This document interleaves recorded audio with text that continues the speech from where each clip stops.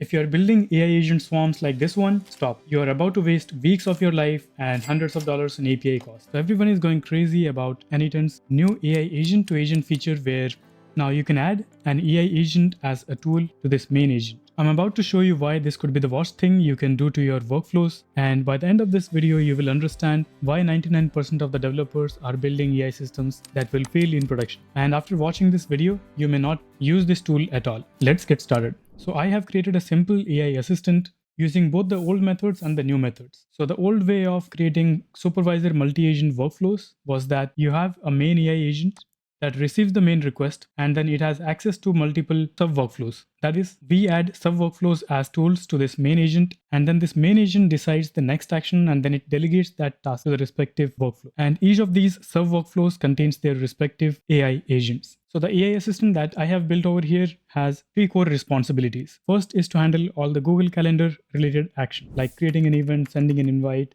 canceling an event. Next, it can handle all the tasks related to Gmail, like drafting an email, sending an email, reading the existing emails.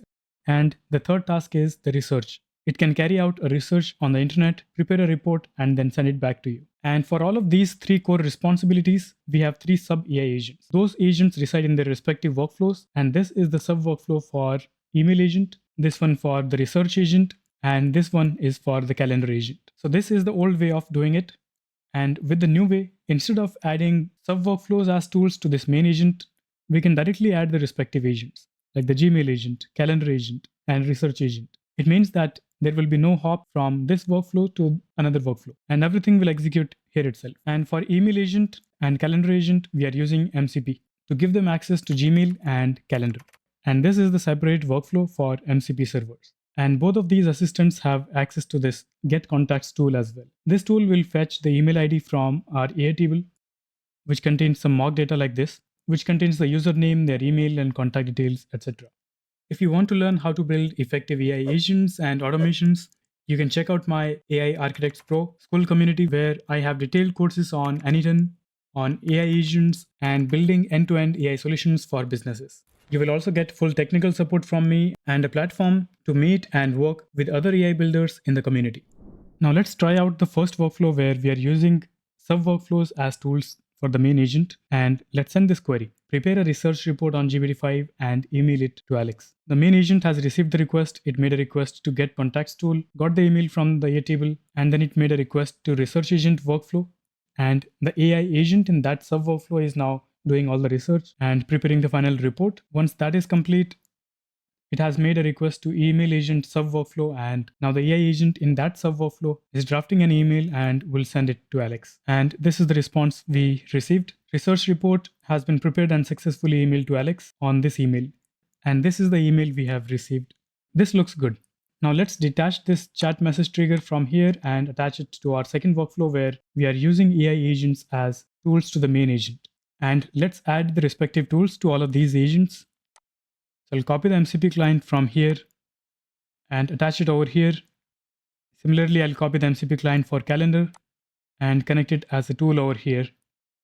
And in the research agent, let's copy the Tavily node and connect it as a tool over here. Now this workflow is ideally equivalent to the first one.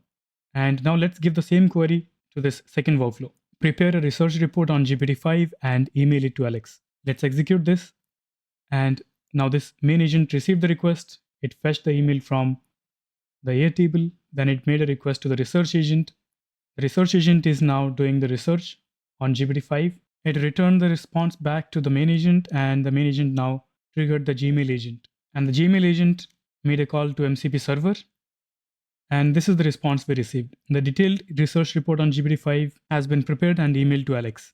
And this is the email we have received this time.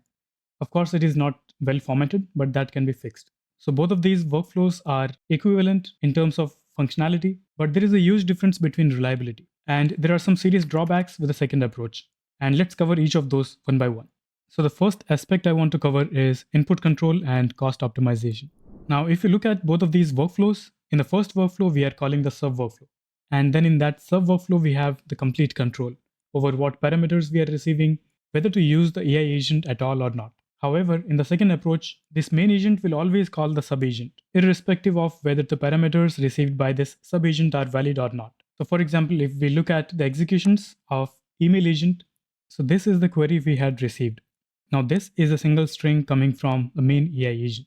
However, before forwarding the request to the email agent, we can put some validation blocks in between. We can use the set node or the code node and check if the received fields are correct, they contain enough information or not, and only then forward the request to the email agent. So instead of set field, we can also use, let's say, the if node. In if node, we can set conditions like this query should not be null. So let's say we set the condition for this object to exist. So if this object exists, only then the true branch will be set and we will forward the request to the email agent. Otherwise, we will return an error from here. So we can use a set node for that. And in this set node, we can return a response. Response can be a simple string that says the received query is empty, send complete details of the request in the query parameter. And this response will be sent back to the main AI agent. And when this main agent sees that error, it will realign and it will try to send a correct query back to the sub workflow. And since we are not proceeding to the email agent unless we have the correct parameters, we are avoiding all of these LLM calls that would have consumed a number of tokens unnecessarily. And at the same time, we are giving a proper error that can be understood by the main agent so that it can realign properly. So while using this sub workflow, we have this kind of control where we can handle the incorrect inputs and optimize the cost. Whereas in case of AI agent as a tool, there is no way to control those inputs or have proper checks in place or return a custom error back to the main agent. And because of that, the chances of hallucination increases dramatically. The next thing I want to talk about is the dynamic prompt disaster. Now, if we come back to this workflow and open one of these AI agent tool, here in the prompt for the user message, we have an option to allow our main AI agent send this prompt. And of course, we can define the custom system message over here. However, since this user message is being forwarded by the main AI agent and we are not controlling it, the chances of hallucination increases further. In case of sub workflows, we can define exactly which parameters to pass to this main AI agent and we can format it properly. Like we can give a name over here, we can give the email, maybe some context and history or something else. And we can organize the user input in a certain way that is better understood by the AI agent. However, in this case, it's difficult to define that because this agent is directly under this main agent. And if we let the main agent define these prompts, it may get out of control sometimes. Next thing I want to talk about is the evaluation and testing of sub-agents. When we attach sub-workflows as tools to the main agent, we have more control over the sub-workflows in terms of evaluation and optimization of all of these agents. We can test all of these agents in isolation without running the workflow again and again with all of these agents. It's difficult to test because for each test case, we'll need to trigger the main agent and it will trigger the sub-agent and then it will try to take certain actions. And if this agent doesn't perform well, it's difficult to isolate the error, whether it's coming from this sub-agent or from the main AI agent. However, when we are using these sub-workflows, it's easy to monitor, evaluate, and improve all of these agents and their respective prompts. We can set sample input over here and then execute this workflow in isolation, monitor it, look at the responses, try changing the model, and other parameters associated with this chat model. But in case of an architecture like this, that becomes really difficult. The next aspect I want to cover is the reusability of sub-workflows. When we have sub-workflows like these, like the email agent taking care of all the actions, research agent, calendar agent, or anything else, it's easy to reuse these.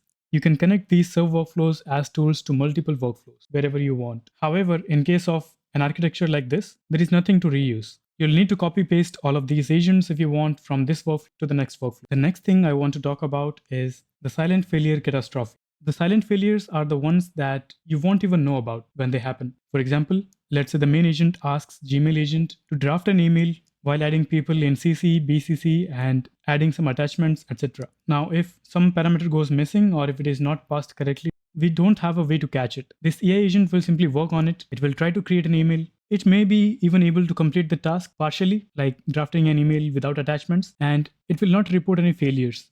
And you will never know about this degraded performance, and you won't have a chance to improve it as well.